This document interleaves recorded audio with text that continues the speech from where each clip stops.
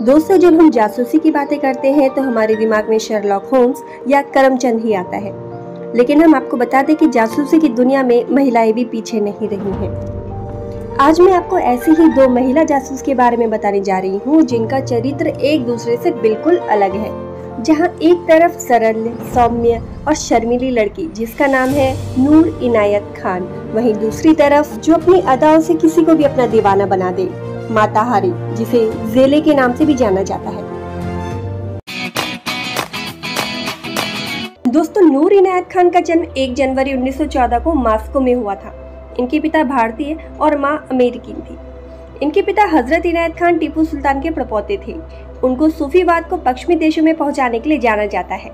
वे एक धार्मिक शिक्षक के तौर पर कई देशों में रहे, लेकिन इनका लंबा समय लंदन और पेरिस में बीता था।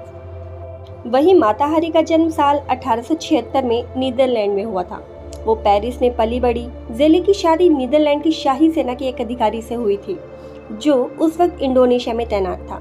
दोनों तत्कालीन डच ईस्ट इंडिया के द्वीप जावा में रहते थे। दोस्तों, माता हारी एक मॉडर्न ख्यालों की लड़की थी। पैसे कमाने के ललक ने उसे अब एक मशहूर डांसर बना दिया था। वहीं दूसरी तरफ पिता की तरह नूर को भी रुचि धर्म और आस्था में ही थी। नूर को संगीत का भी काफी शौक था। वो वीणा बजाया करती थी। प्रथम विश्व युद्ध छिड़ने के बाद नूर के जन्म के बाद ही उनका परिवार मॉस्को से लंदन आ गया। यहाँ पर उनकी पढ़ाई शुरू हुई। इसके बाद 1920 में उनका परिवार पेरिस से सुरेस्नेस में रहने लगा। 1927 में पिता के निधन के बाद पूरे घर की जिम्मेदारी उनके ऊपर आ गई थी। वहीं माता हारी एक मशहूर डांसर बन चुकी थी। वो इतनी प्रख्यात डांसर थी और इतनी लोकप्रिय थी कि बड़े से बड़े राजनेता और सेना के प्रमुख उनका डांस देखने आया करते थे। नूर ने भी अपने परिवार को संभालने के लिए संगीत को ही अपना माध्यम बनाया। उन्होंने सूफी विचारधारा का प्रचार प्रसार करने के लिए वीणा और पियानो को एक माध्यम बनाया। वो फ्रेंच रेडियो को भी अपना नियमित योगदान देती थी। भगवान बुद्ध से प्रभावित होकर उन्होंने एक किताब ट्वेटी जातका टेल्स लिखी थी, जो 1939 में प्रकाशित हुई थी। वहीं 1907 में माता हारी ने नीदरलैंड लौटने के बाद अपने पति को तलाक दे दिया और पेरिस चली गई। पेरिस में वो 1 साल तक किसी फ्रेंच राजनीतिज्ञ के साथ रहा करती थी। उन्हें जासूसी करने के लिए उसी ने राजी किया था।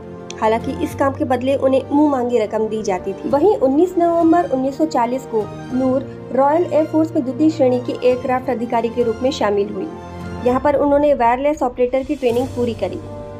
1943 उनके जीवन में एक बड़ा अवसर लेकर आया।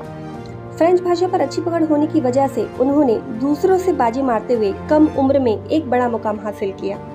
इस वक्त ना तो उन्हें जासूसी के लिए चुना गया था और ना ही इन्होंने कभी जासूसी के बारे में सोचा था, लेकिन जल्द ही इनके कंधों पर इसकी जिम्मेदारी डाल दी गई और उन्हें फ्रांस में बतौर जासूस काम करने के लिए तैयार किया गया और यहाँ उनका कोड नेम मैडलीन रखा गया। फ्रांस में वो अपने काम को बखूबी अंजाम दिया करती थी। प्रथम विश्व युद्ध के दौरान माता हारी को हथियार बनाकर फ्रांस ने जर्मन मिलिट्री ऑफिसर की कई सारी महत्वपूर्ण जानकारी हासिल की। लेकिन कहते हैं ना, लालच बुरी बला है। इसी लालच के चलते उसने फ्रांस की भी कई महत्वपूर्ण जानकारियां जर्मनी से शेयर की। इस तरह से वो डबल गेम खेल गई और दोनों से ही अपने काम के पैसे ले रही थी। लेकिन सच के बाहर आने में ज़्यादा देर नहीं लगती। फ्रांस की खुफिया एजेंसियों को इस बात की भनक लग गई और माता हारी को साल 1917 में गिरफ्तार कर लिया गया। वहीं नूर भी अपने काम को बखूबी अंजाम दे रही थी। फ्रांस में वो फ्रांसिस सुततिल के नेतृत्व में एक नर्स के रूप में शामिल हो गई। द्वितीय विश्व युद्ध के दौरान नूर विंस्टन चर्चिल के विश्वसनीय लोगों में से एक थी। नूर ने 3 महीनों से भी अधिक समय तक फ्रांस में जासूसी की और कई गोपनीय सूचनाएं मित्र देशों को पहुंचाई। 13 अक्टूबर 1943 को उन्हें पेरिस में जासूसी करने के आरोप में गिरफ्तार कर लिया गया था। जहां माता हारी प्रथम विश्व युद्ध के दौरान 1917 में गिरफ्तार हुई थी, वहीं नूर दूसरे विश्व युद्ध के दौरान 1943 को गिरफ्तार हुई। कई लेखक ऐसे हैं जो माता हारी को बेकसूर बताते हैं। माता हारी ने भी अपना जुल्म कभी नहीं कबूला था। माता हारी को 15 सितंबर 1917 में गोलियों से भूनकर मौत की सजा दी गई। वहीं 13 सितंबर 1944 की सुबह नूर को भी गोली मार दी गई। जिस वक्त उनको गोली मारी गई थी, उनके होठों पर स्वतंत्रता का ही शब्द था। नाज़ी कभी भी नूर का असली नाम और उनका मकसद नहीं जान पाए थे। नूर ने जिस बहादुरी के साथ काम किया था, वो आज भी सभी के लिए प्रेरणादायक है।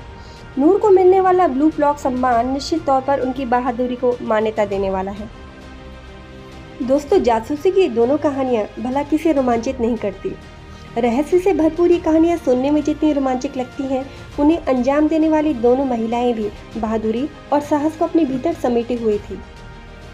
एक तरफ नूर इनायत खान थी, जिन्होंने द्वितीय विश्व युद्ध के दौरान हिटलर की नाजी सेना से कई राज चुराए, जिससे हिटलर भी खौफ खाता था। दूसरी तरफ माता हरी ने खुद तो किसी को नहीं मारा, लेकिन उनकी जासूसी ने लगभग 50,000 फ्रांसीसी सैनिकों को मौत के घाट उतार दिया। दोस्तों, आपको ये वीडियो कैसी लगी मुझे कमेंट सेक्शन में ज़रूर बताइए। वीडियो को लाइक कीजिए और जल्दी से चैनल को सब्सक्राइब कीजिए। मिलते हैं अगली वीडियो में।